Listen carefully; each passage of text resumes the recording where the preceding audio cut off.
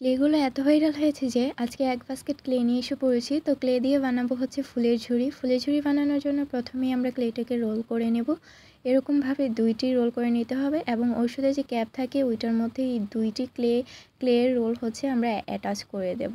Attach করার পর আমরা ফুল তৈরির কাজে চলে যাব। ফুল তৈরি করা খুবই সহজ, তোমরা দেখলেই পারবে বন্ধুরা।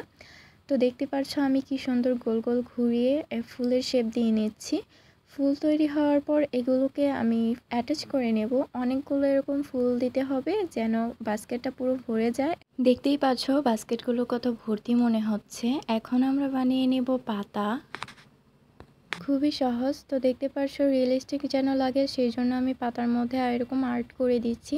তো দেখো আমার ঝুড়ি তৈরি হয়ে গেছে। ক্লে দিয়ে এরকম আরও ভিডিও দেখতে চাইলে আমার চ্যানেল সাবস্ক্রাইব করে রাখো এবং লাইক অ্যান্ড কমেন্ট করে দিও যে তোমরা এরকম ভিডিও আরও দেখতে চাও কিনা। Bye bye.